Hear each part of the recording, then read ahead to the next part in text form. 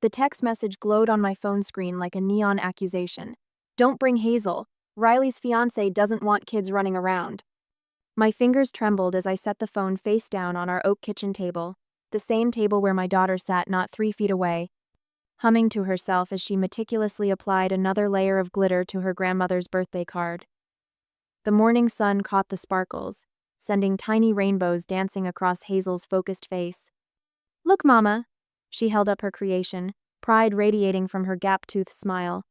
"I'm making it extra sparkly for Grammy." The lump in my throat threatened to choke me. "It's beautiful, honey." Just yesterday, I'd sent my mother $800 to help with her birthday celebration. $800 that could have gone toward Hazel's summer camp, but Mom had called crying about wanting everything to be perfect, and like always, I'd given in. My father Walter's slippered footsteps shuffled into the kitchen. Since moving in with us after his retirement, he'd developed a routine of morning coffee and crossword puzzles. But today he paused, weathered mechanic's hands gripping his coffee mug as he studied my face. "Everything okay, Lena?" I shook my head, not trusting my voice. He set his mug down and peered at my phone screen when I turned it over. His jaw tightened, the same way it used to when Mom would make excuses for Riley's behavior growing up. "Grammy's going to love it," Hazel announced, oblivious to the tension as she reached for more glue. "I practiced my song too. Want to hear it?" Before I could answer, she launched into a warbling rendition of Happy Birthday, complete with choreographed hand movements she'd been perfecting all week. Each enthusiastic gesture sent glitter cascading onto the table. The front door opened, and Tyler's keys jangled in the bowl by the entrance. He'd probably forgotten his lunch again, but one look at my face stopped him in the doorway. "What happened?" His eyes darted between me and Walter, picking up on the heavy silence. I handed him my phone. His face darkened as he read, green eyes narrowing. "You've got to be kidding me." "I don't want to talk about it here," I whispered, nodding toward Hazel. She was still singing, adding extra flourishes to each note, completely unaware that her grandmother had just deemed her presence unwanted at what was supposed to be a family celebration. Tyler's hand found my shoulder, squeezing gently. "We'll figure this out." But there was nothing to figure out. The text message just confirmed what I'd spent years trying to ignore.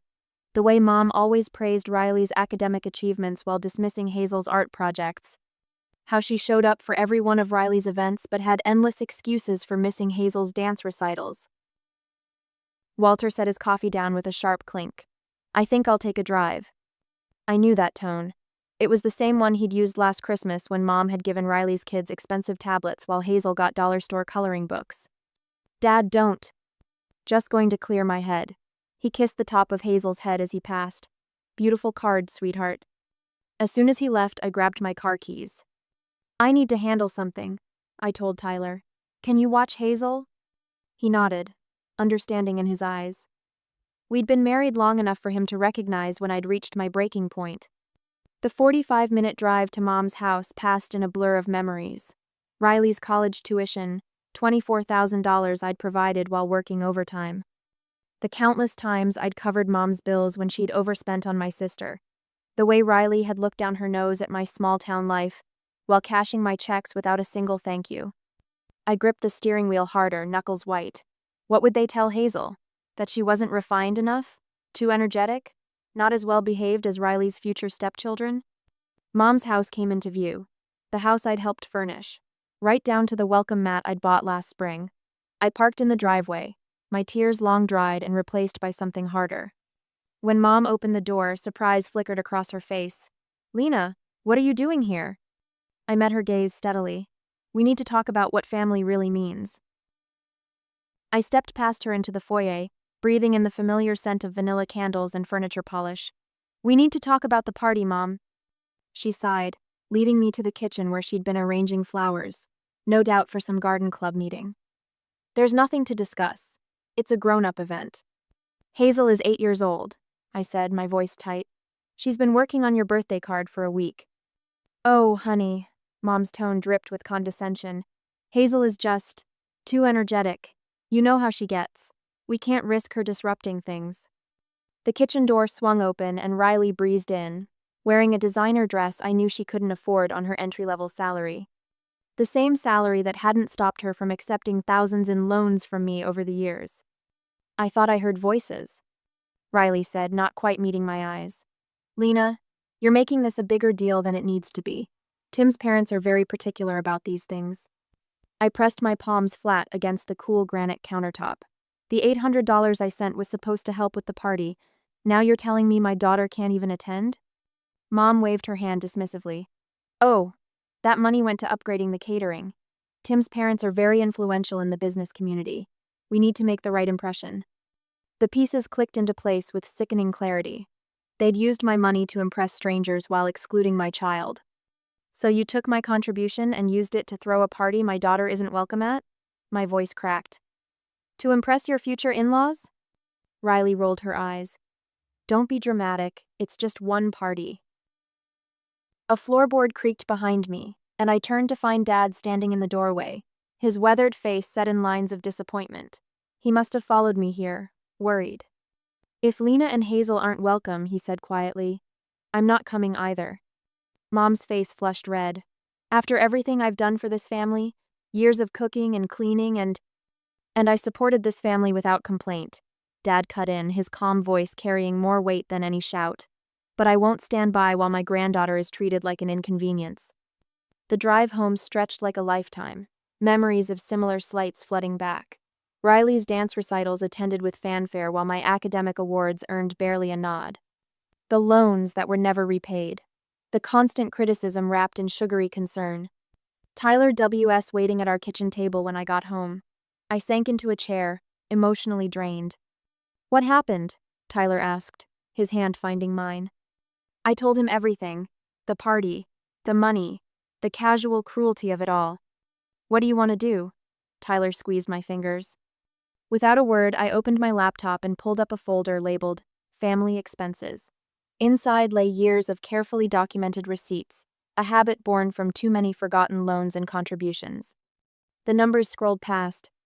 $1,300 - 70. Smart television. $1,000. French door refrigerator. $700. Front-loading washer. Furniture. Appliances. Repairs. The total made my stomach clench.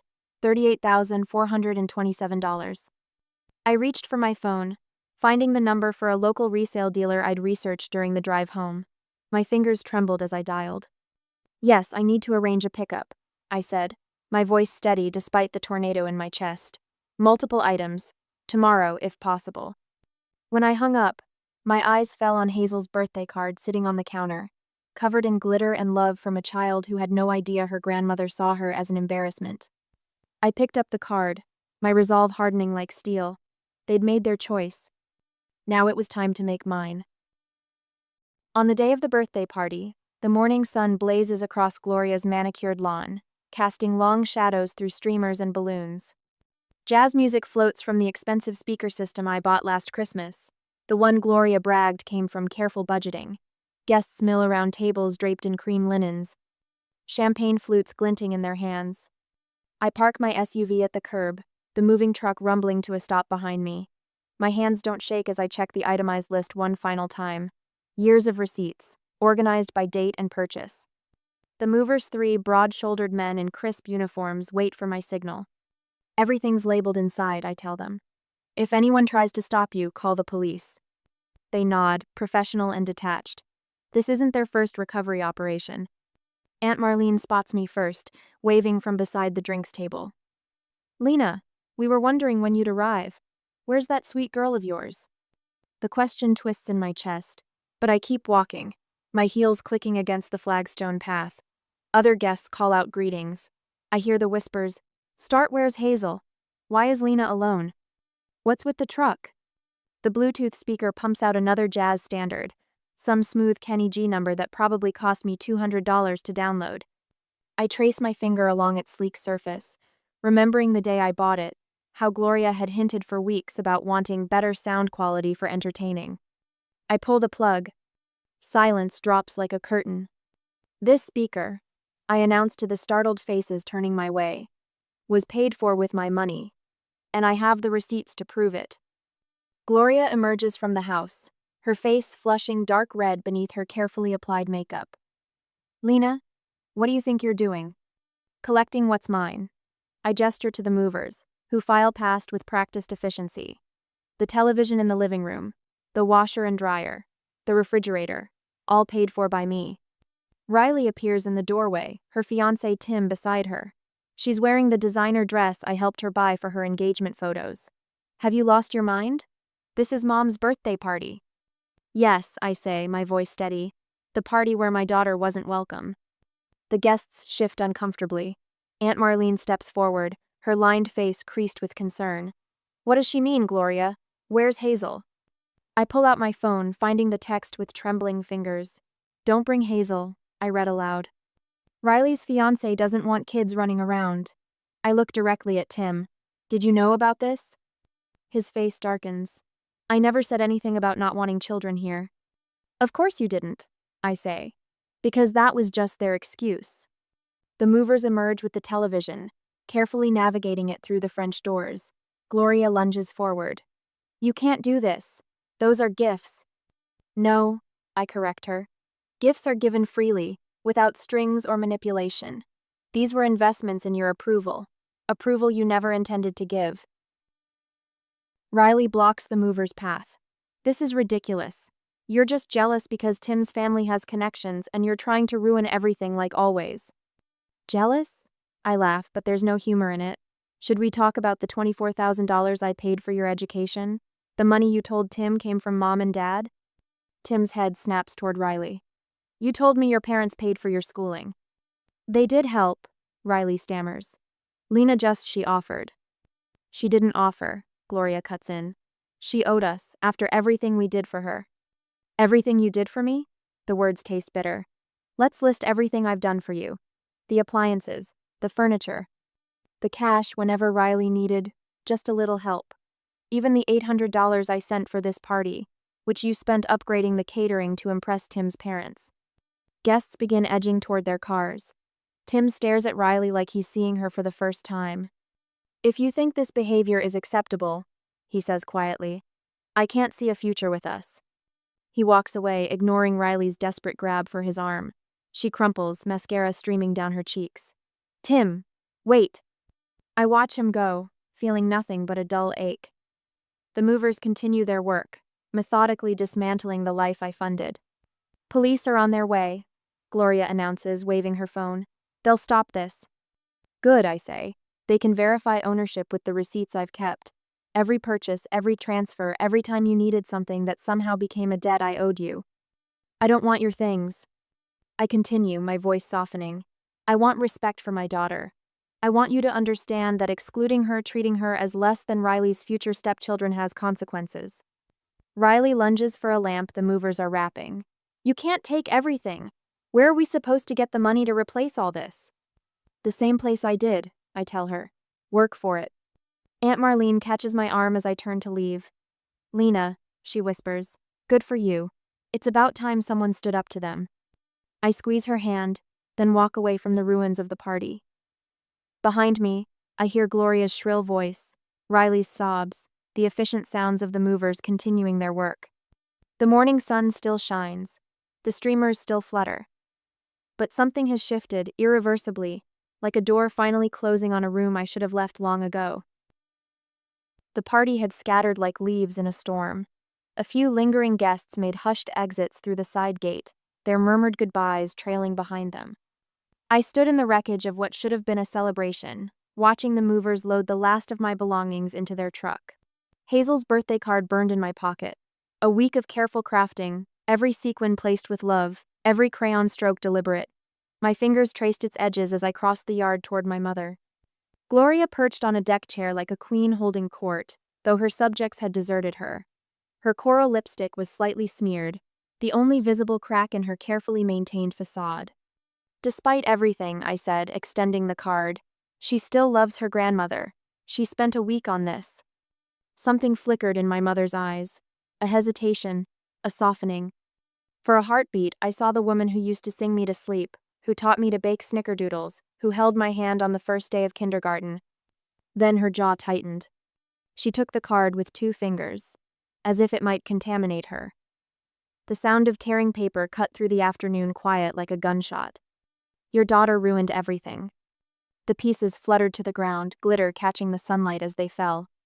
Each torn fragment represented a year of trying to earn her love, of making excuses for her behavior, of teaching my daughter to believe in a grandmother who didn't deserve her devotion. Riley burst from the house, her mascara creating dark rivers down her cheeks. "Because of you, I lost him." She lunged forward, hand raised. Before I could react, Dad's fingers wrapped around her wrist. I hadn't even seen him move, but there he stood, steel in his spine and winter in his voice. "That's enough." Riley jerked away from him, stumbling backward. The contrast struck me, her wild emotion against my strange calm. I knelt to gather the torn pieces of Hazel's card, tucking each one away like I was collecting pieces of my own shattered childhood. The screen door creaked. Dad emerged with 2 remaining bags, the same ones he'd packed for our summer trips to Lake Champlain when I was young. Back then, they'd held beach towels and sunscreen. Now they held 43 years of marriage. "Walter." Mom's voice cracked on his name. "Don't do this, please." He set the bags down with gentle precision. "I warned you, Gloria, you made your choice." "Choice? What choice? She's the one stealing our furniture, humiliating us in front of everyone." "The choice," Dad interrupted, "to treat our granddaughter like she's disposable. To favor one child over another until it poisoned this whole family. To tear up an 8-year-old's handmade card because your pride matters more than her heart." The movers closed up their truck with a metallic bang that made Mom flinch. I shouldered my purse, keys cutting into my palm as I gripped them. "You can't leave." Mom's voice rose, hysteria creeping in. "After everything I've done for this family?" "Everything you've done?" The words escaped before I could stop them. "Dad worked 60-hour weeks at the garage so you could stay home. I paid your bills when his pension wasn't enough. And what did you do? You took and took until there was nothing left to give." Dad picked up his suitcases. "Let's go, honey." We walked to my car together, our shadows stretching long across the manicured lawn. Behind us, Mom's voice rose in a shriek of accusations. Neighbors peered through windows, adding fresh gossip to their collection. I turned at the car door, meeting her eyes one final time. "You don't deserve to be called her grandmother." The drive home unspooled in silence. Dad stared out the window, one hand absently rubbing his bare ring finger. I focused on breathing, on the steady hum of tires on asphalt, on anything except the hollow ache in my chest. We were halfway home when he spoke. "You did the right thing." "Then why does it hurt so much?" "Because you're a good person, Lena. Because you love deeply enough to feel the loss." He reached over, squeezing my hand. "But sometimes love means walking away." I nodded, unable to speak past the lump in my throat. In my pocket, the pieces of Hazel's card crinkled with every turn, reminding me that some things, once broken, can never truly be fixed. But maybe they could be rebuilt into something stronger. A week later, Hazel burst through the front door, her backpack bouncing against her spine as she ran to Walter. "Grandpa, look what I made in art class today." She thrust a watercolor painting toward him, spots of blue and green paint still glistening on her fingers. I watched from the kitchen doorway, my heart clenching at her innocent enthusiasm. Walter's eyes met mine over her head as he crouched down to examine her artwork. We'd managed to protect her from the rawness of what happened at the birthday party, but someday she'd have questions. "That's beautiful, sweetheart," Walter said, his voice steady despite the slight tremor in his hands. "Is this our house?" "Uh-huh. And look, there's you sitting on the porch swing." She pointed to a blob of gray that I assumed represented Walter's hair. "What's that on the porch next to me?" he asked. "Your coffee mug? You always have coffee when you watch the birds in the morning." Walter's smile wavered. "You notice everything, don't you?" "Mommy says I'm observant." She struggled with the word, pride lighting up her face when she got it right. "Hazel," Walter said softly, "there's something I need to tell you about Grandma." My fingers curled around the doorframe. We'd discussed this moment, planned what to say, but it still felt like ripping off a bandage. "She's going to be traveling for a while," Walter continued, his voice gentle but firm. "We won't be seeing her for some time." Hazel's brow furrowed. "But what about my dance recital? She promised she'd come." The silence stretched between us like a rubber band about to snap. I stepped forward, ready to intervene, but Walter handled it with the grace of someone who'd spent decades navigating difficult conversations. Sometimes people make promises they can't keep, he said, but I'll be there in the front row and your mom and dad wouldn't miss it for anything. My phone buzzed in my pocket. Another text from Gloria. I'd stopped reading them days ago, but I could guess the content. They'd evolved from demands to threats, each one more desperate than the last. Later that night, after Hazel was asleep, I found Walter in his room. He sat at his small desk, carefully piecing together the torn fragments of Hazel's birthday card. The desk lamp cast long shadows across his face as he applied glue with surgical precision. "Dad," I said softly, "you don't have to do that." He didn't look up from his work. "Yes, I do." His weathered hands smoothed another piece into place. "This card is more than paper and glitter. It's evidence." Evidence? Of what we're protecting. He finally met my eyes. "Every time I doubt our decision, I'll look at this card and remember why we had to draw the line." Tyler appeared behind me, his hand finding the small of my back. We watched in silence as Walter completed his restoration. The card would never look new again. The tears would always show, but maybe that was the point.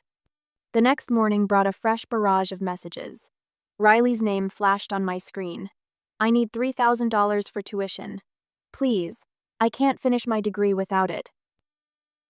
I deleted it without responding. 10 minutes later, "Mom says if you don't help me, I'll have to drop out. Is that what you want?" My finger hovered over the block button. "Jay, your choices are not my responsibility." I typed back, then blocked her number. Gloria's messages were worse.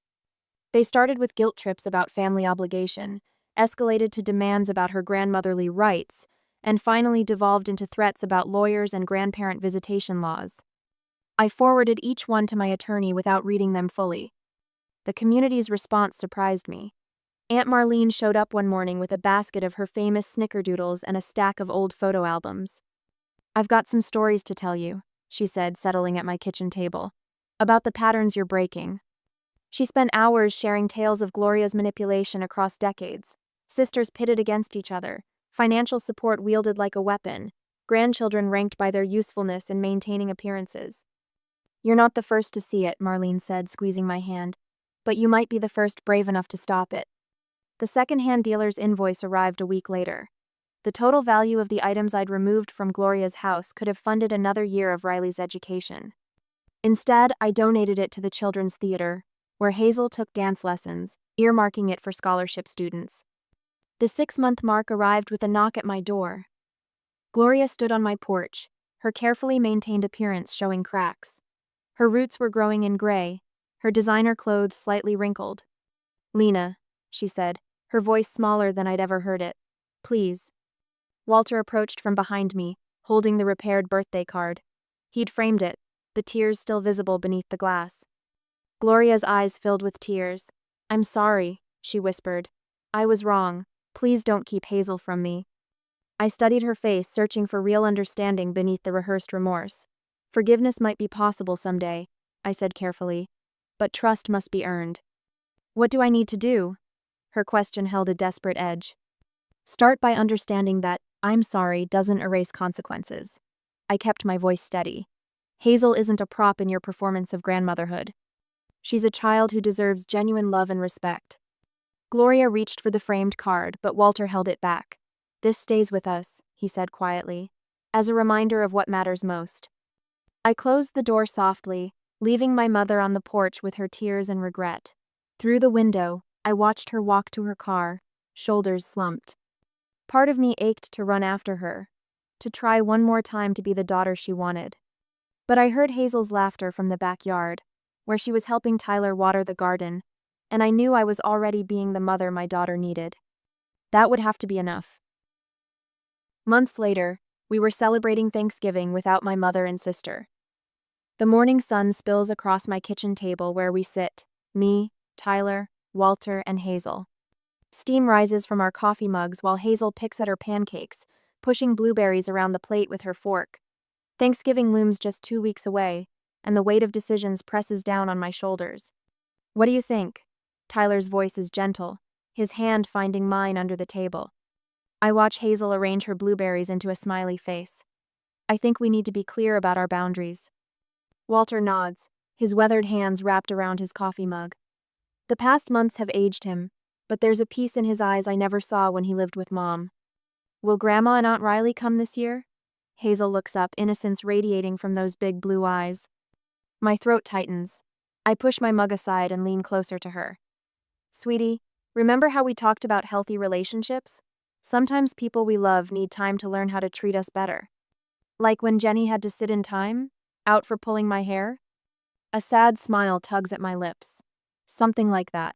Grandma and Aunt Riley made choices that hurt us. Until they can show they're sorry and make better choices, we need to keep some distance. Oh, she pokes at a pancake. Can we still have turkey? You bet we can. Tyler ruffles her hair. And guess who's coming instead? Her face brightens. Who? Aunt Marlene and your cousins, and some friends who've become like family. The actual day arrives with crisp autumn air and the smell of roasting turkey. Our house fills with the warmth of chosen family, Aunt Marlene bringing her famous sweet potato casserole, cousins chasing each other through the living room, friends who stood by us through everything carrying dishes to the table. I pause in the doorway, taking in the scene. Walter stands at the head of the table, carving knife poised over the golden brown turkey. His shoulders are relaxed, his smile genuine as he banters with Tyler about proper slicing technique. There's none of the tension that used to hover over holiday gatherings at Mom's house. No walking on eggshells, no subtle jabs disguised as jokes. The doorbell rings and I open it to find my therapy group friend Sarah with her signature pecan pie. I brought reinforcements, she grins. Twice a week, I sit in Dr. Chen's office, unraveling the patterns of my childhood. Your mother's behavior isn't about you, she often reminds me. It's about her own unresolved issues. The sessions help me understand why I spent so many years trying to earn love that should have been freely given. Walter notices me lost in thought and comes to stand beside me. You okay, kid? I lean against his solid presence. Yeah, just thinking about how different this is from last year. He nods, understanding in his eyes. Better different. Tyler appears with plates for the kids' table, pressing a kiss to my temple as he passes.